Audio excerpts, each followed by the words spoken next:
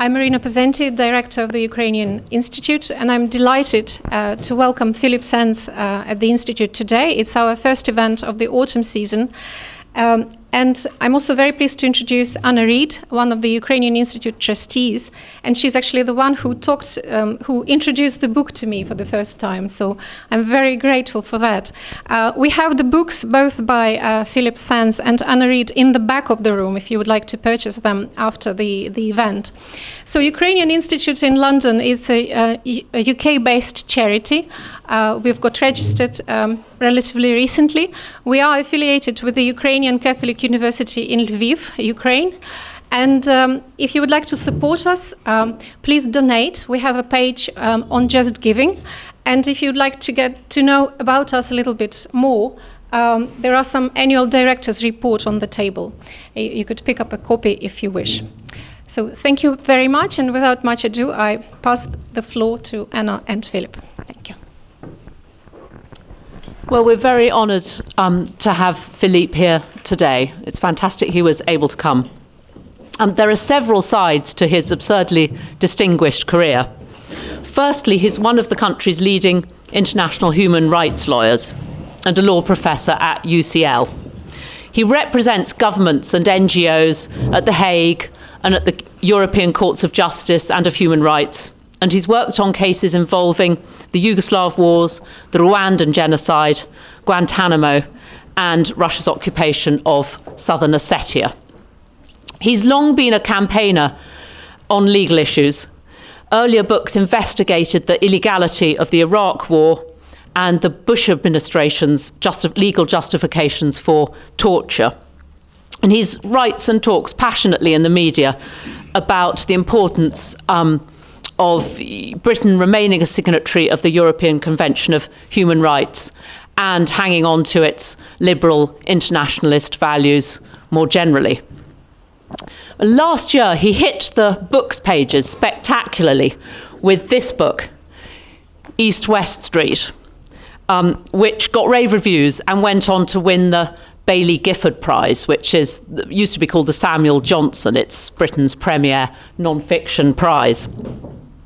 And like Philippe himself, it's a multi-stranded work, and it brings together his own family history. His maternal grandparents came from a town just south of Lviv, and the history of the two founding fathers of international human rights law, both of whom studied at Lviv University before going on to advise the Nuremberg prosecution and develop the concepts of genocide and of crimes against humanity. And you may also have seen Philippe's BBC 4 documentary. It was one of the Storyville series called My Nazi Legacy, where he takes the now elderly, of course, sons of two of Lviv's Nazi wartime officials back to the scenes of their crimes.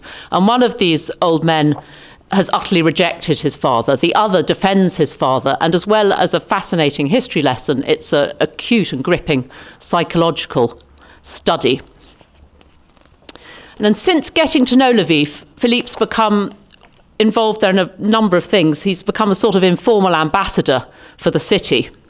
He lectures regularly at the university and is helping them set up a human rights law department within the law faculty. And he also organised a visit to the city for the entire judging panel of the Baillie Gifford Prize. And asked for his hidden talent at a recent interview, he said it was finding places with good coffee. So we know where he's coming from.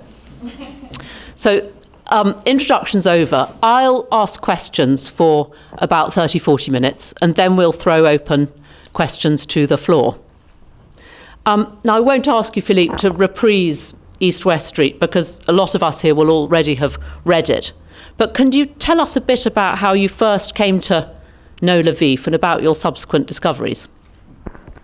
Well, thank you. My thanks to the director and the trustees, and to you, Anna. It's incredibly nice to be here. I obviously have a deep connection with a city that I've come to love, but it's a very recent connection in a sense of knowing. I received an invitation in the spring of 2010 from an obscure university in an obscure city in an obscure part of the world. Lviv, it was called. Would I like to come and give a lecture on the work that I do on cases involving genocide and crimes against humanity? Anna has mentioned some of the work I've done as a barrister at various international tribunals, but also the teaching that I do. And I did a sort of bit of checking and came to realize that Lviv is and was Lemberg, is and was Lvov, is and was Leopolis. Depending on where you fly from, you can still fly to any of those places. It's amazing. And the reason that I accepted was that I had a dim memory that my grandfather was born in a city called Lemberg, and I was just curious to know where he came from. I went really with no agenda at all. I just wanted, as my son put it to me, I suppose, to find out about my own hinterland. It was an area of history and of the world and of time of which my grandfather, who I knew very well, he lived until 1997, he was born in 1904, but of which he never spoke. And so I simply went out of curiosity, not expecting to find very much. And as Anna said, I stumbled entirely accidentally on this amazing coincidence that the two men who created the concept of crimes against humanity and genocide separately, they never actually met each other. Both came from Lviv, both studied at the same law school that had invited me, although the law school really had no idea that it was the origins of these matters. And it was a remarkable first visit, and I felt incredibly at home there, actually. I have to say, it's a city which has its darknesses and its complexities, but it's a place I feel, and I felt instantly, actually, very, very comfortable in part, I think, because of the people that I met. I came back. I met with my then editor at Penguin, and he wanted to know what I was going to do next after a book I'd done about Bush and torture. And I gave him a list of issues, and he said, "You must do Lviv." And the complexity of writing about Lviv, and the reason that it took 7 years to write the book, 6.5 years to write the book, was that I was dealing with two complex stories. It's a sort of double detective story. It's a detective story about my own family, what happened to my family. Actually, not so much my grandfather directly. I had a vague sense of his escape and what happened to him, but the people he'd left behind. The 80 or so people of whom I knew nothing because he never talked about them, and there were no photographs and no information. And then it was a double detective story about these two remarkable men, remarkable beyond invention, I think, very different individuals. We can talk a bit more about it. And of course, into the story, after I started writing it in 2011, came a fourth man, Hans Frank, who hasn't yet been mentioned, who arrives in the city on the 1st of August 1942, by which point it has been integrated into the general government of Nazi-occupied Poland, as it would then have been, and gives a speech. And very curiously, I've just come from Lviv, where I'm completely delighted to say there is now a Ukrainian edition of the book. And even better, straight onto the Lviv bestseller list, astonishingly. And I was invited to give the opening address at the 83rd International Pen Congress, the Congress of Writers, and there were 70 or 80 countries represented. I arrived in Lviv and I didn't quite know where this congress was or which room I was speaking in, and I sent an email to the executive director and got an email back saying that it was in the aula of the university, a place that many of you will know. Some of you will have been given your degrees in that room, I suspect, some of you in this room. And that was a remarkable place to stand and deliver the opening lecture, because I stood at precisely the same spot at which Hans Frank, on the 1st of August 1942, spoke and announced the elimination of the city and the region's entire Jewish population. And Die Große Aktion, as it was called, began 2 weeks later. So Frank enters the story and becomes the fourth man, and of course, just to take it forward, and then Anna will take over again, remarkably, Lauterpacht and Lemkin are then hired respectively by the British and the American delegations at Nuremberg. One prosecutes Frank for crimes against humanity, the killing of individuals on a large scale, and one, Lemkin, prosecutes Frank for the Americans for the crime of genocide, the destruction of groups, Poles and Jews and Roma, on the other side of the story. But they do not know, at the moment the trial begins, on the 20th of November 1945, that the man they're prosecuting is the man who has killed their entire families. So that, for a lawyer, is a remarkable thing to imagine how it would have been in that courtroom. But the heart of the book is the city of Lviv. Could you tell us a little bit more about your work with Lviv University now? It's given you insights into the state of the Ukrainian higher education system and also its judicial system. Do you see the sort of Maidan spirit bearing fruit, or are you disappointed? I mean, I don't need to tell you that the Ukraine, like any country, has complexities. And I've come to know and appreciate those complexities. In fact, I've come to know two universities. I've come to know the Ukrainian Catholic University. I've done a number of events there, and I will be giving a lecture there on the 9th of November. It'll be my third visit to Lviv in about 4 months, which gives an indication now of how much I go. And I suspect the invitations are going to come thick and fast, because it seems that the book has sort of created a whole mini tourist industry, as people are seen walking around the streets of Lviv looking for all these places that I describe. So the Ukrainian Catholic University I know less well. I've done 2 or 3 events there. But interestingly, the research assistant that I used most closely, a really wonderful, wonderful human being called Ivan Horodisky, a young lawyer who was a student who I met on the very first day I was in Lviv, came up to me after I'd done my first seminar and said, "How can I help you?" And I then 6 months later went back to him and said, "Actually, I don't speak Ukrainian. I need some help with archives."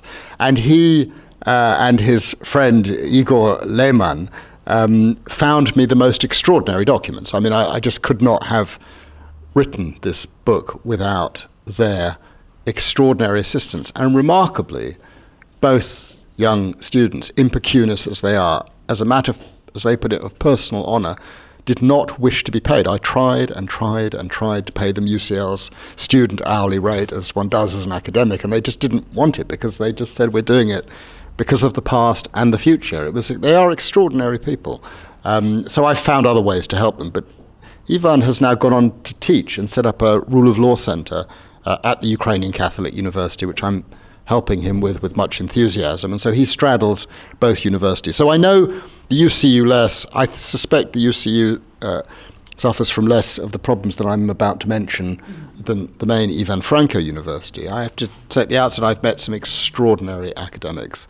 Oksana Holovka, who's since left, a remarkable, very elderly academic called Professor Petro Rabinovich, who has been there since the 50s and actually met Julius Makarevich, who taught both Lauterpacht and Lemkin, and who has, you know, in the corners and in the recesses and in the dark times, struggled for the teaching of human rights in Lviv, and is there today, and we've become very dear friends, and he's a very dear soul, and it's rather wonderful to have connected with him.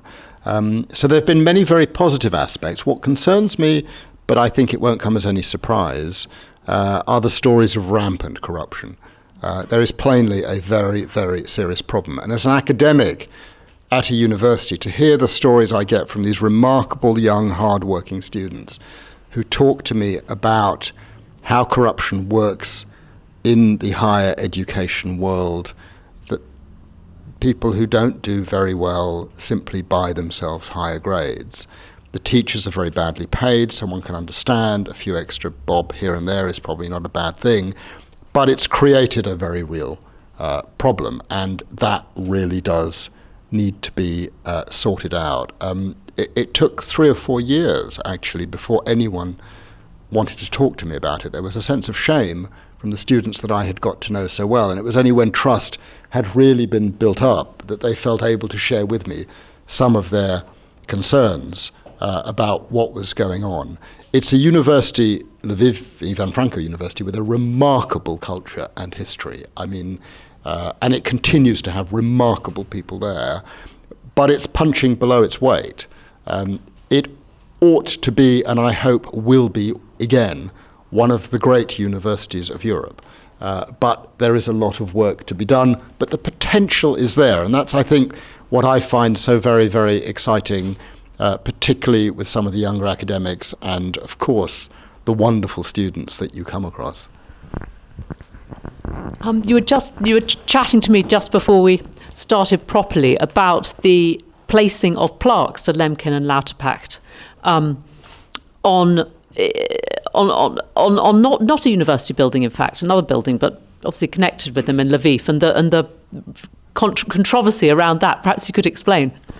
Well, I wouldn't want to call it a controversy. It's just there are sensitivities. You all are aware. I mean, this is a city that is on the fault lines of Western and Eastern Europe. It's a city that used to have communities from different places. Now it's more or less homogenized, although I have to say I'm suspicious about the degree of homogenization, because every time I go, people come up to me and they'll just whisper, "Oh, actually, you know, your book's very important to me because actually I'm part of this community, or I'm part of that community, or I'm part of that community," and they don't want to talk about it too loud. But the cross-fertilization, shall we say, of the different communities over many decades is there. But it's a city that changed hands 3 or 4 times in the space of a single month, in November 1918, and then 4 or 5 more times in the 3 decades that followed. And that leaves, understandably, I think in any place, in the buildings and the culture of a place, a sense of vulnerability, perhaps, a sense of insecurity. So to give what I was mentioning to Anna was very wonderfully, I mean, Lviv has a wonderful mayor who's been very, very supportive of my efforts, even though it raises complex issues and difficult issues. And we can talk a little bit more the extent to which Ukraine has come to terms or not with its own past in relation to what I write about in the book. But the mayor has really embraced the book and the project. I've met him a few times. I've come to know him quite well, and he was in the front row when I gave the lecture at the Penn Congress, and I said what I said, and he then gave me a very big hug afterwards and invited me for coffee. But on the 10th and 11th of November, there'll be a wonderful moment, actually, a really significant moment, I think, for the city, which is that plaques will be put up on the buildings at which lived Lauterpacht and Lemkin.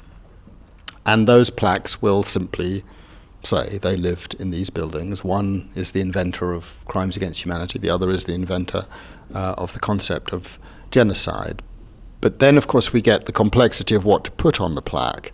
And I've always tried to do what is the right thing, and find a sort of quote-unquote objective way of justifying. So, for example, throughout the book, recognizing the sensitivities about the name of the city. When it was occupied by the Austro-Hungarians, I call it Lemberg. When it was occupied by the Poles, or controlled by the Poles, I call it Lviv. When it was occupied by the Soviets and then now in independent Ukraine, I call it Lviv. Although actually for the Soviets, you probably ought to call it Lvov. And of course it was never controlled by the Italians, so I didn't ever have to call it Leopolis, but the word Leopolis does appear on one occasion in the book right at the beginning. So I'm acutely aware of the sensitivities. Lauterpacht and Lemkin attended the predecessor universities. They didn't attend the Ivan Franko University.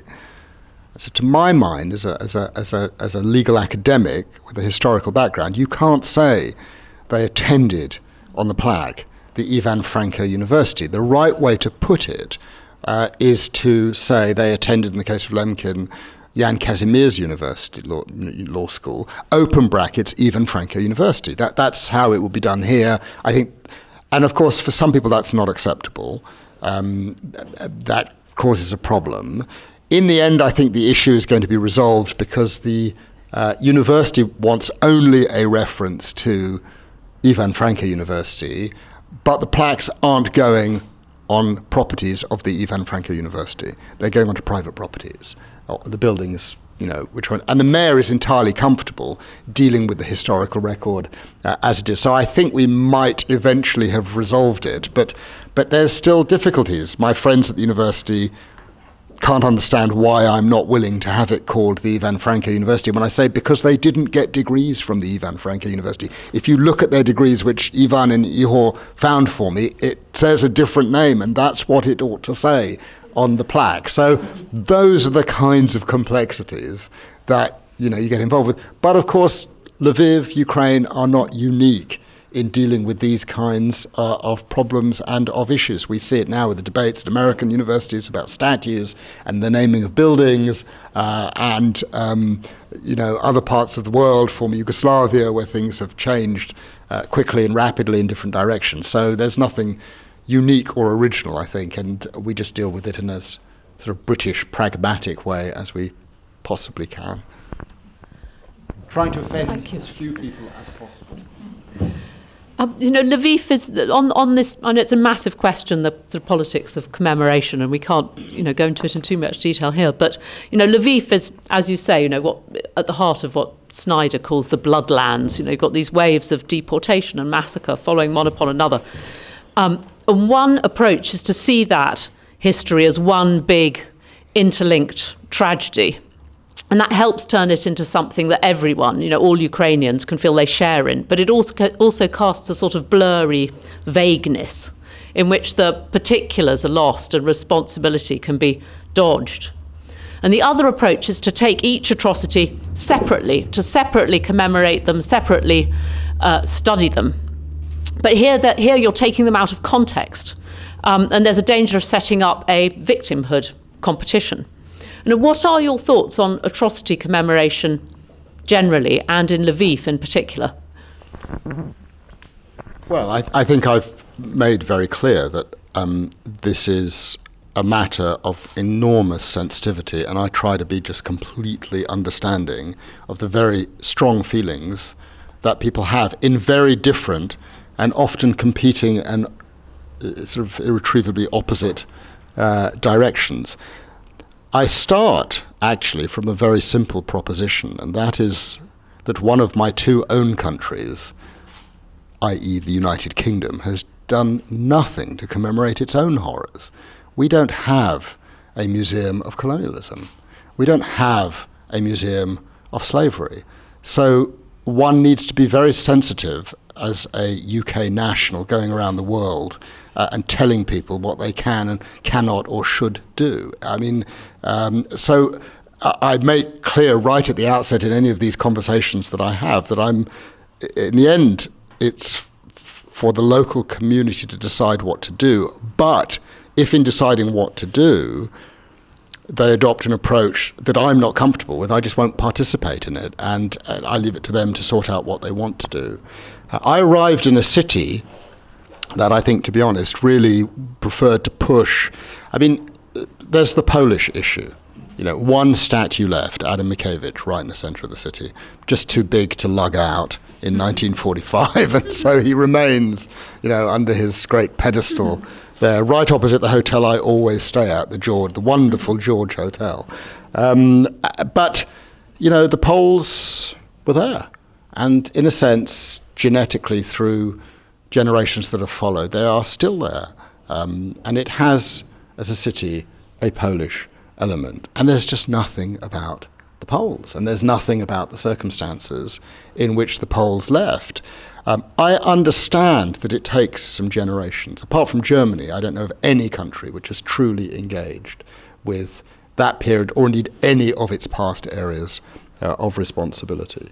So on the Poles, there's basically nothing. But there are a lot of Polish tourists who go. I've never met a single British tourist, and very few Jewish tourists, but a lot of Polish tourists who are there. So I've had conversations with them. Some of them it bothers them, but others, they're just happy to be back and have a look around. With regard to the former Jewish residents of the city, I mean, I arrived again in a city where such commemoration as there was is best described as miserable. A tiny little thing down in a corner or something that was put up 20 years ago that really, was not very attractive. And I have to say, now there is a beginning of a change on that. Some of you will know the new memorial space that was put up by the mayor with the wonderful work of the Centre for Urban History in Lviv, a truly extraordinary place run by an extraordinary director, Ukrainian, called Sofia Diak. That was a complex place. As you know, it lies alongside a place called the Golden Rose Restaurant, possibly one of the most disgraceful institutions I've ever been to. I'm not going to mince my words. It is shocking that that place exists. It took me 5 years to set foot into it. But a restaurant in which you can dress up as a Jew with a menu that has no prices so that you haggle, because that's what Jews do, in 2017 is shocking, and it should not be there.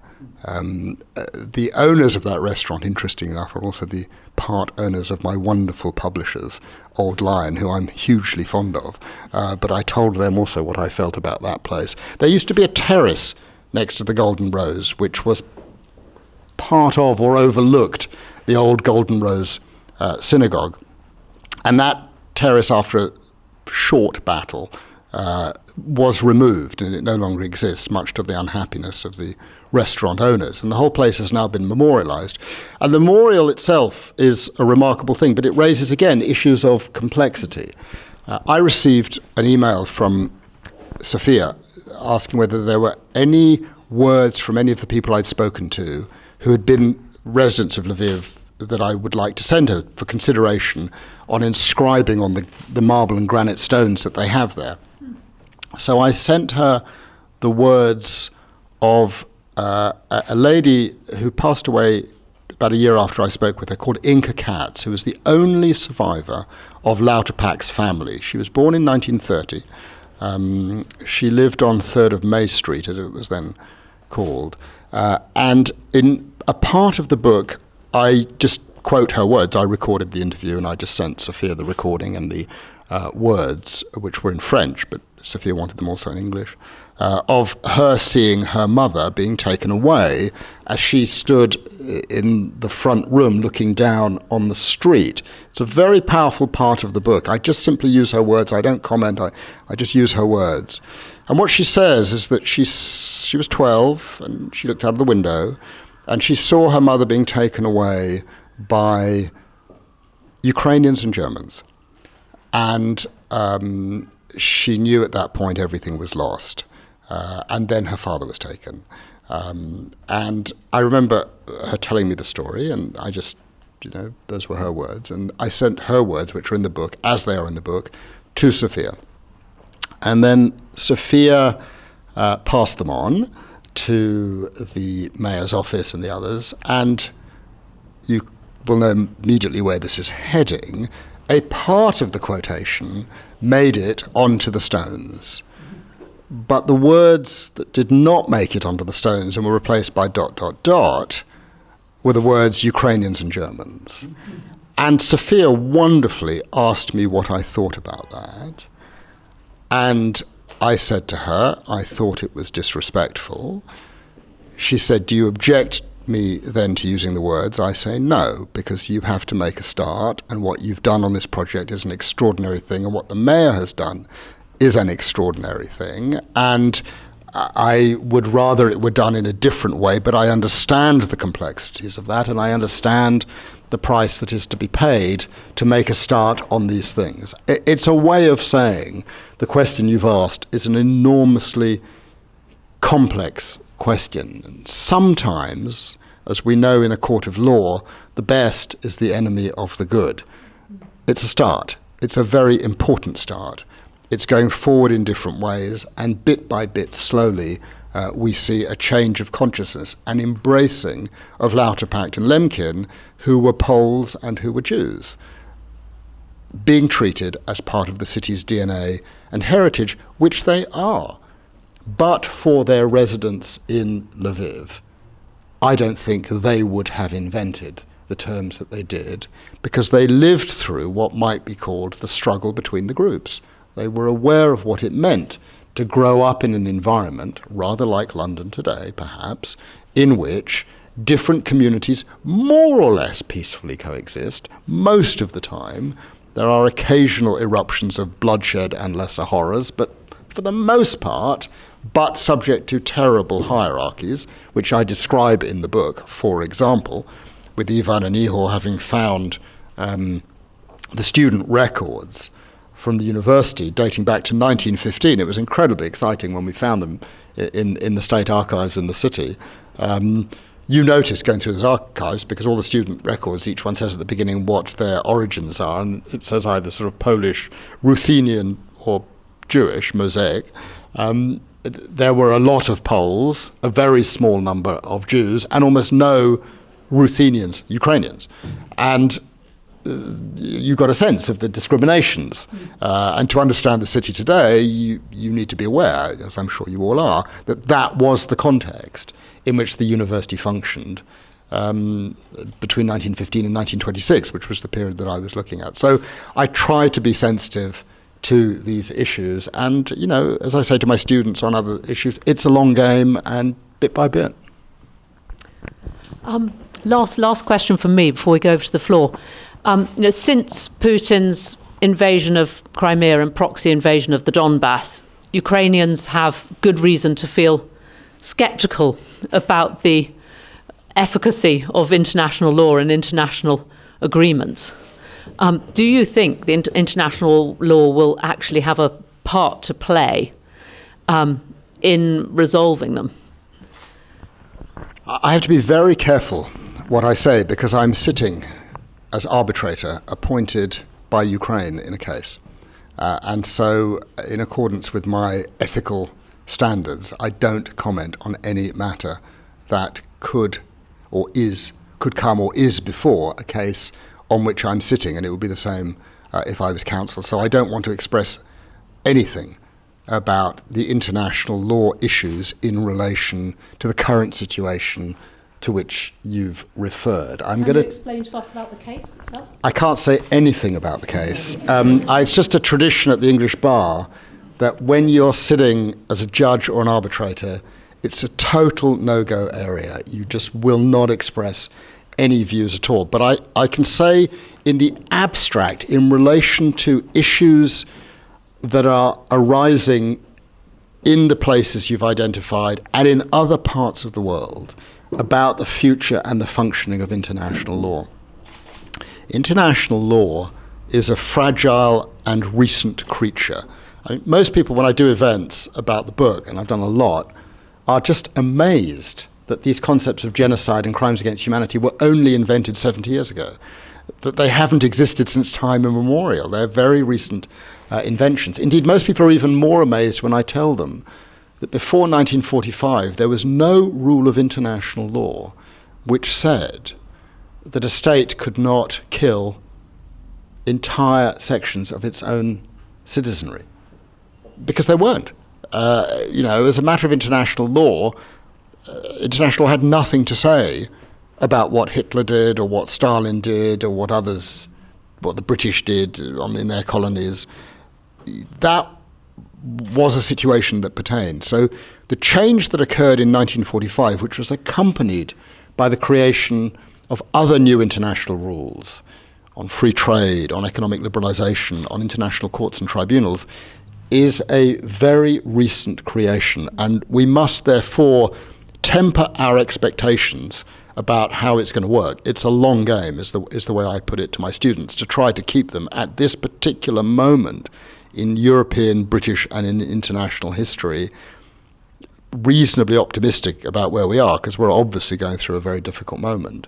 And I draw inspiration in part from a wonderful colleague that I had when I started teaching in Cambridge University in the 1980s, a colleague who's very much around still today, Sir John Baker, who was Professor of English Legal History at Cambridge University, a wonderful character.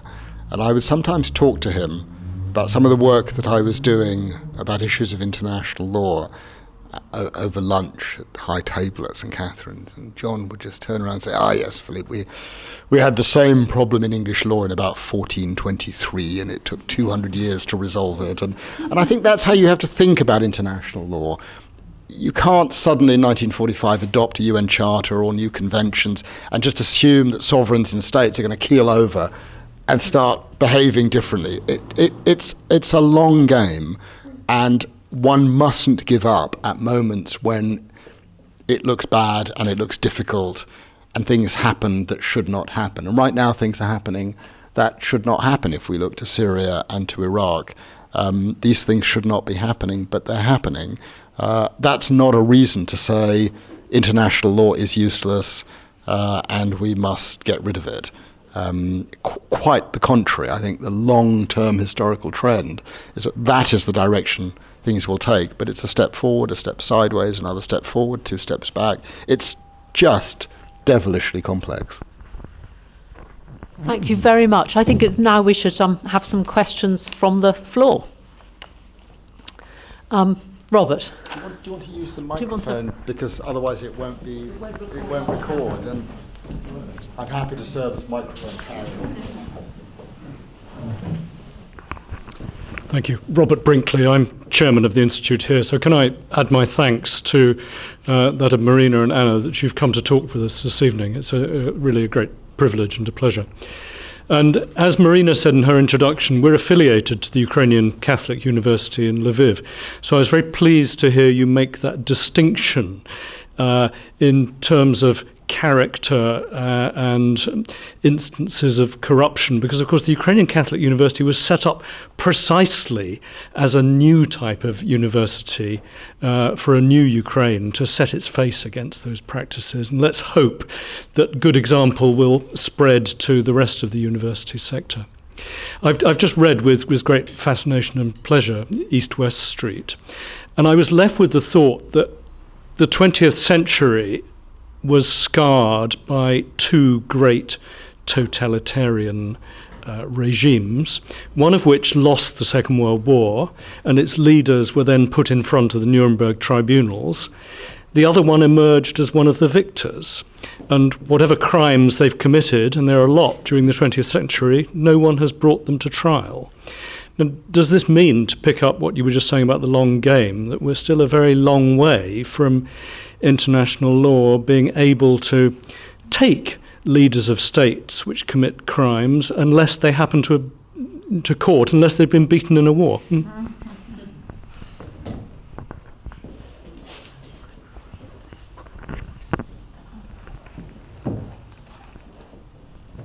Sure. Well, thank you for the observation. The question, the observation about the UCU, I mean, that is my sense. I've not come across those kinds of problems, but it's not to say that there aren't other kinds of difficulties. I'm right now working out in my own mind, Ivan, who now teaches there with the Rule of Law Centre, as in lecture, and I operate a principle which is basically there's no university in the world that I will not speak at. I'm against all sorts of particularly academic boycotts. I've spoken, I'm not saying UCU is like that, but I've gone to universities in places that, a lot of people think one shouldn't go to. But part of the quid pro quo for that is that you say what you think when you go. And that does raise issues of sensitivity at the Ukrainian Catholic University in relation to certain issues that one might talk about, gay rights, abortion, and other matters. And one, again, you've heard from me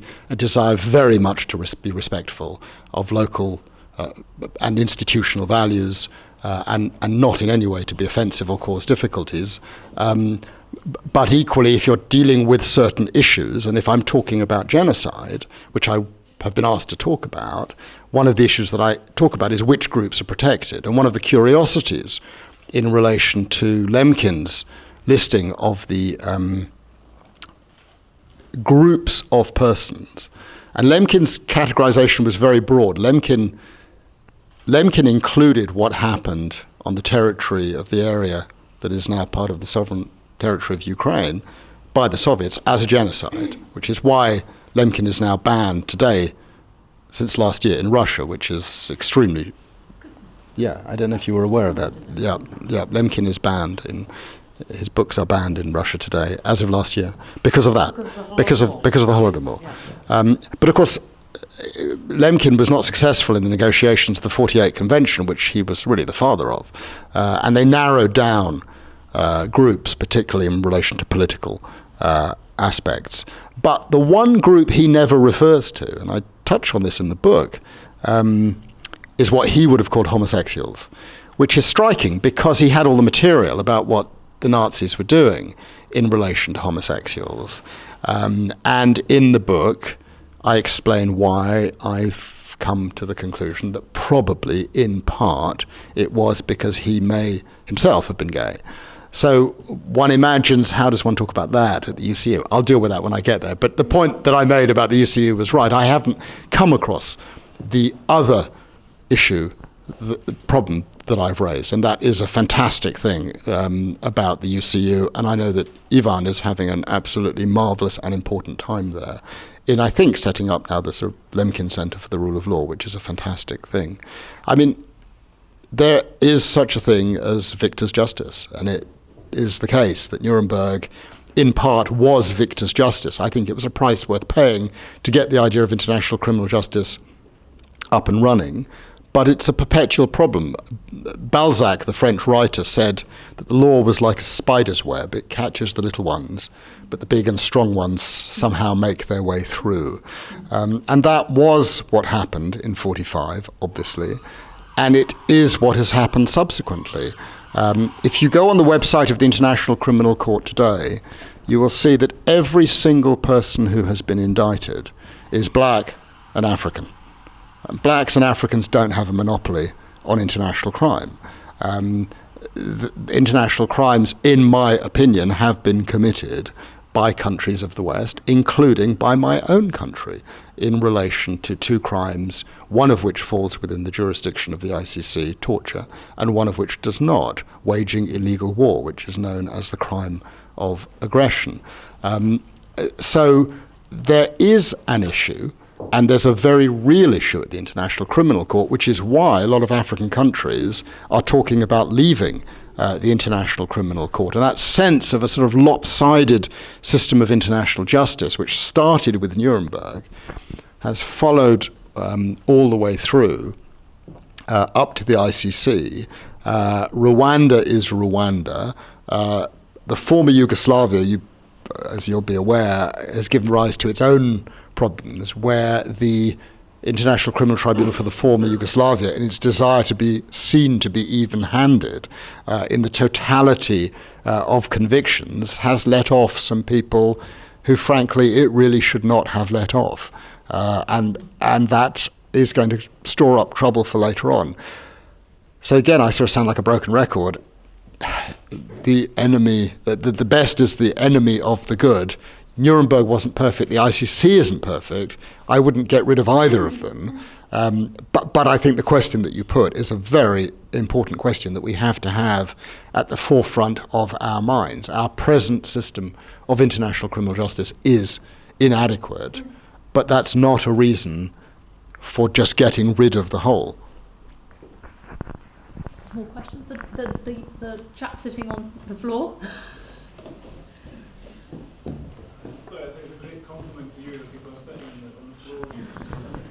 My name is William Blacker. I'm your colleague at UCL. I work in the School of Slavonic and European Studies. You spoke very interestingly about Lviv and the difficulties that it has and Ukraine has with remembering sort of difficult pages of its past, specifically the Holocaust. And I think I completely agree with what you said about this sort of perhaps in many ways disappointing level of progress on that front. I guess my sort of question is, what are the reasons for that? My own feeling is that at least one important factor in all of this is the sense of the community that's been asked to remember difficult pages of its past, a sense of its own kind of security within itself, its own kind of safety as a community, safety in its own state of being. I think, you mentioned the example of Germany, but I think the example of Poland is also very interesting. If you look at the kind of the rise of Holocaust commemoration in Poland, which is it's quite remarkable, since the 1980s. It kind of goes along with Poland becoming, at the end of communism, then Poland joining the EU. These things are extremely important, things which make the Polish state more comfortable, more secure in itself, more prosperous, and so on. And I feel that one of the things that's holding Ukraine back is the kind of constant state of insecurity, instability that it finds itself. I mean, I've had discussions with colleagues, and I've been told that that's kind of an excuse, that that's not a reason not to make progress on this front. I just wondered what your... No, it's a really interesting point. I've sort of alluded to it already, and that's a way of saying I sort of agree with you. As I think that when the more secure a community feels, the more likely or able it is to deal with difficult times of its past, and for very understandable reasons. Both the province, the city of Lviv, but more broadly Ukraine, obviously exists in a state of modest or greater feelings of insecurity about its existence and about its identity. So I think that's part of the answer to what is happening. But also I think it boils down, that's the macro answer. There's also, I think, a micro answer.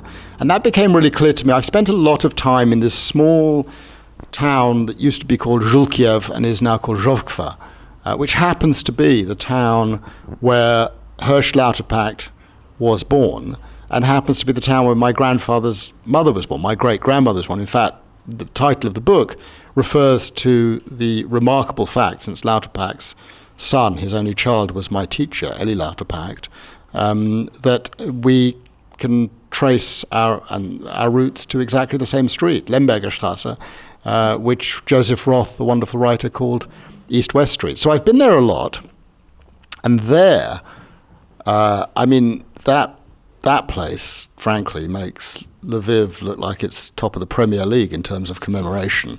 The only reason I was able to make the discoveries that I did in Żółkwa was the immense civil courage of a local resident who I name and write about in the book, a person for whom I have the hugest imaginable admiration, Ludmila Bibula.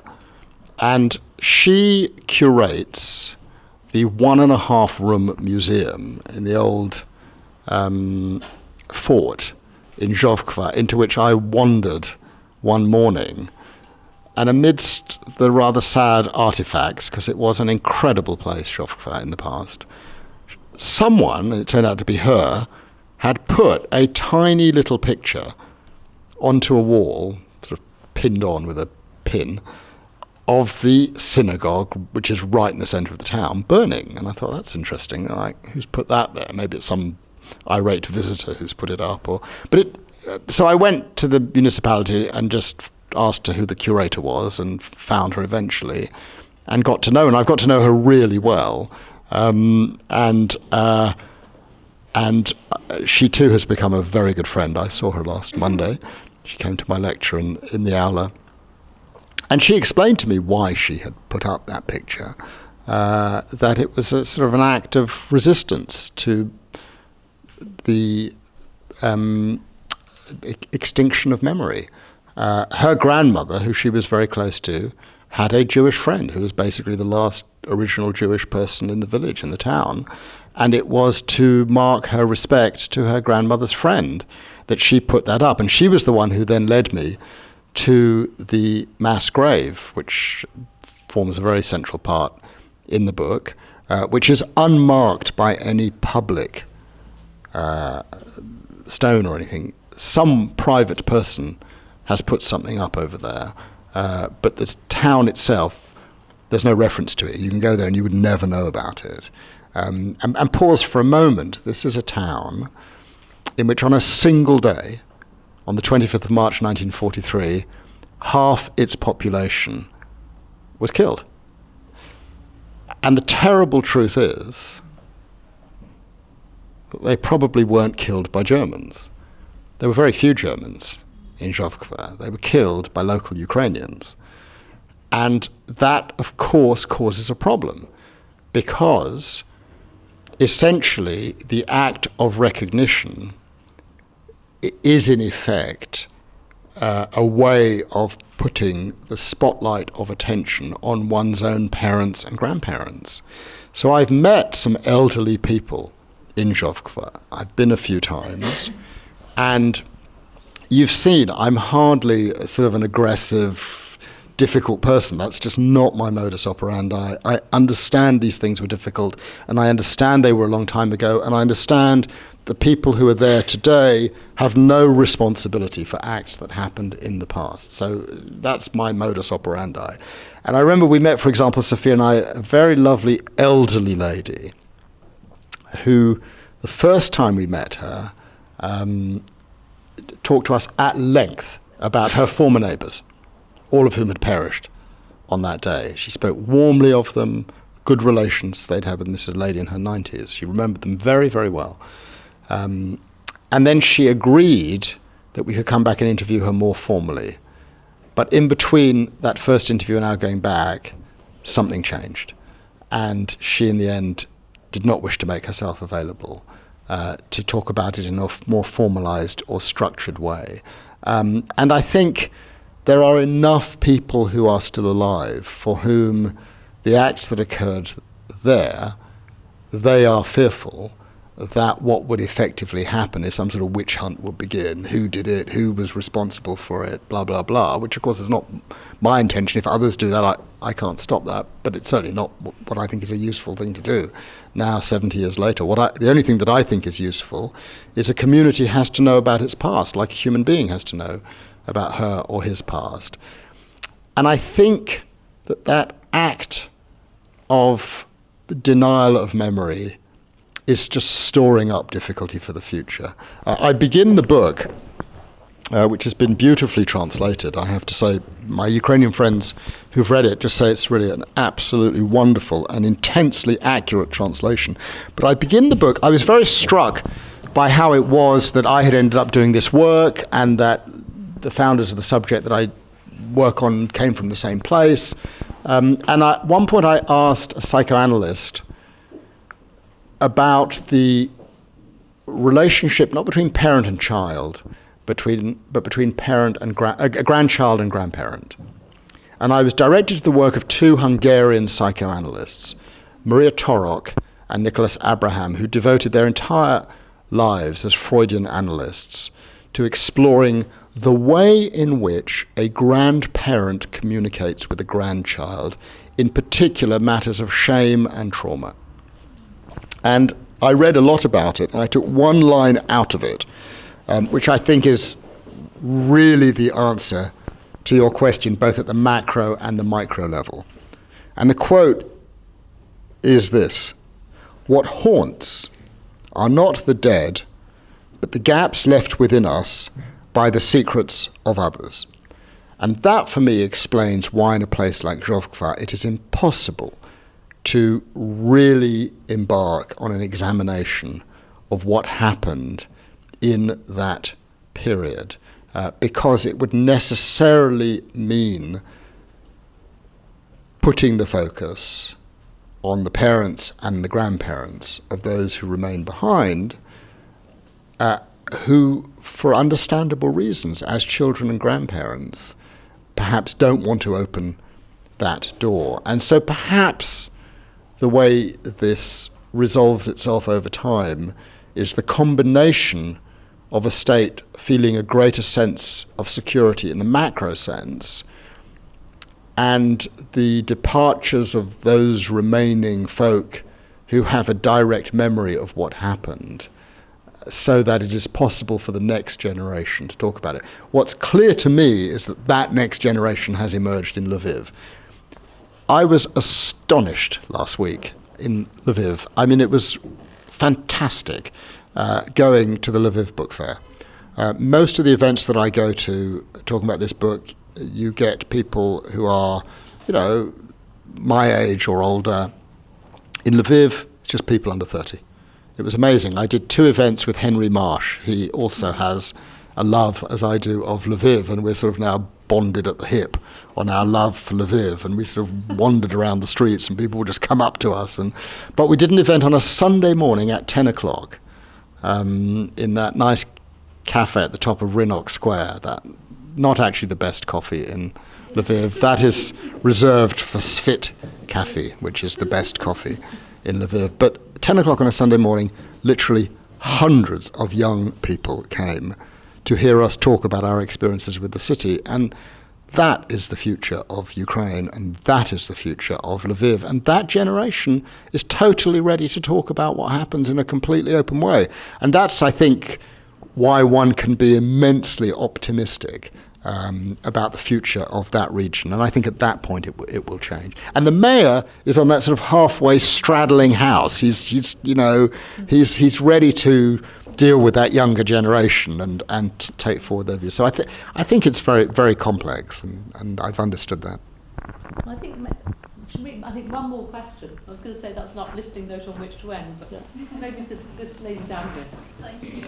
My name is Alessa from Winchell. I'm a historian and I work at the UEA. And I'm from Lviv. Great.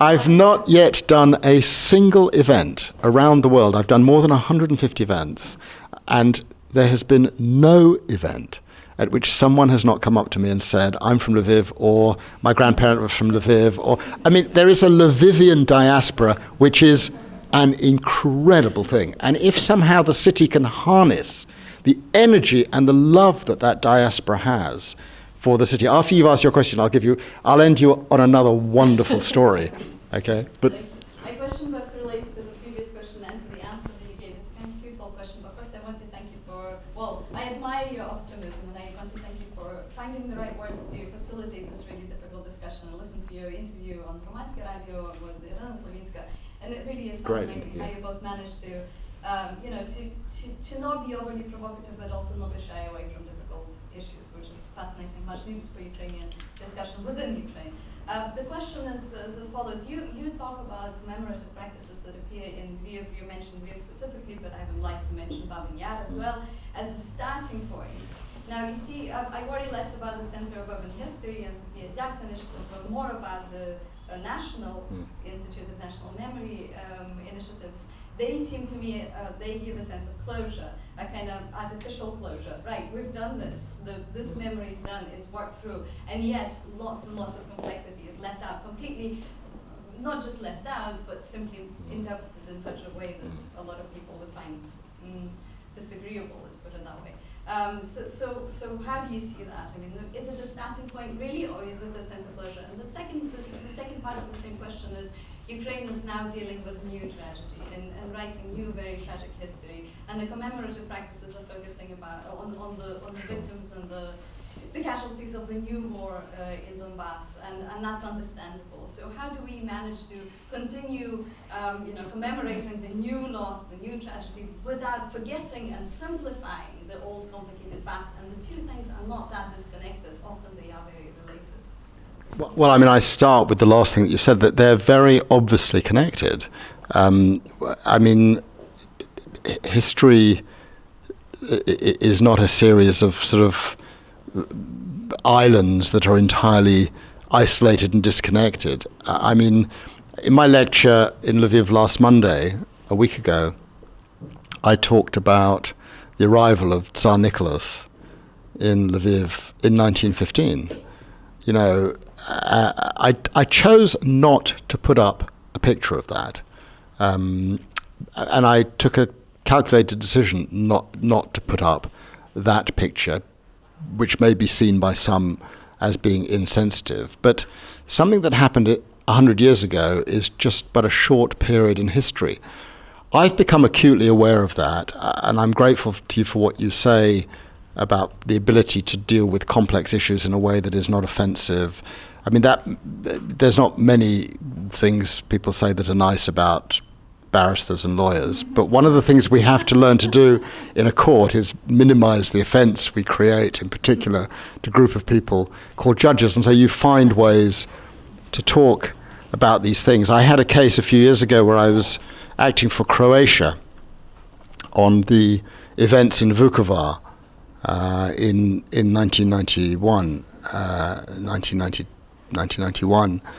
and whether or not they were a genocide, as Croatia wanted to argue. And the government of Croatia retained a group of English and American international lawyers, and we sat and did a first draft of our pleading.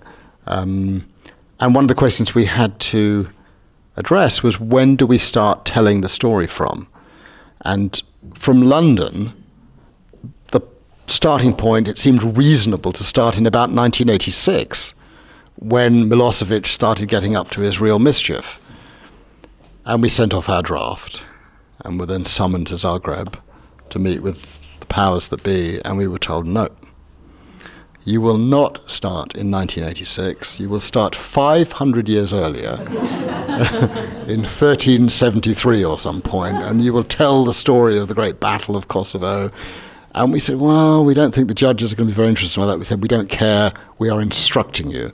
And so we had to tell the whole history for 500 years. And so what happened 100 years ago, of course, it remains part of national consciousness. And what happened 70 years ago remains part of national consciousness. And history is obviously a continuum. And the history is complex. There are dark moments that point in different directions. I found myself standing, I don't know if you saw the film My Nazi Legacy. So you remember, I find myself outside Brody, the town of Joseph Roth, standing with many people wearing SS uniforms. That is not a comfortable thing to be doing.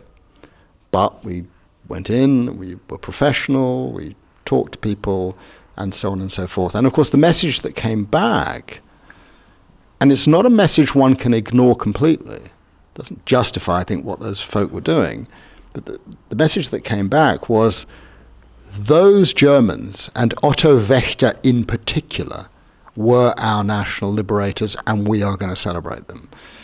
They got rid of the Poles, and they got rid of the Jews, and they freed us. Now, it's not said in a way that is attractive, but there had been a period of discrimination. And to the extent that discrimination against one group is going to create long feelings of ill will over many decades, that is just another, in my view, very unfortunate expression, but nevertheless an expression of that. And so in relation to your bigger question, I just went to Kiev for the first time. And I asked to visit Babia, and it was absolutely pouring with rain, but I wanted to go just to see what it was like. And so I didn't really have a time. We read a little bit the panels that were on the side, and you could immediately see, just in reading those panels, the political choices that were made in what information to include, what information to exclude, who did what when, who were the victims, who were the perpetrators. And so I got a sense from that, but I'm really not an expert on places outside. Lviv I feel I can talk about because I know now pretty well how it is. But I should imagine that in other places, but not just in the Ukraine, in Poland, in Russia, and as I said at the beginning, in the United Kingdom, these things are really not easy, and they take time. All I can say is that in the town I care about the most, which is Lviv, the direction of movement is a very positive one. And I think that needs to be celebrated. And I think the people of Lviv who are behind that need to be embraced and helped. And they face difficulties from some quarters for taking very courageous decisions. I said I'd end with another uplifting story. It connects Britain and the Ukraine in a different way.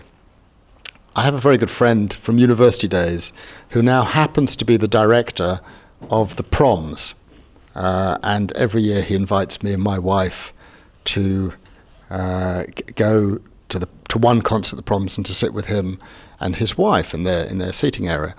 And so I chose this year as my concert because it was the first time he had performed in London, a pianist, a world-famous pianist who came from Lvov, born after the war, born in 1949. And we went to hear the concert, and at the end of the concert, David, the director, said, "Would you like to meet Emanuel Ax?" And I said, wow, I would love to meet Emanuel Ax, if only to ask him one question. "What is that?" said David. "I'd like to know how the first 7 years of his life spent in Lviv, how he thinks they might have influenced the direction that he took." So David said, come on, let's go and see Manny Axe. I mean, any of you who are into classical music and piano will know this is one of the top 5 great pianists in the world today. So we're taken to him. He's an absolutely delightful man, about 70, born in 49 in Lviv, so 68, 69. And we got talking, and I'm introduced to him by David, and there's a gentleman standing next to him who turns out to be Greek, Kostas, who is a classical music promoter of records. And as I'm being introduced, he says, hang on, did I hear your name right? Is your name Philippe Sands? I said, yes. He said, you wrote that book. You wrote that book I just gave Manny.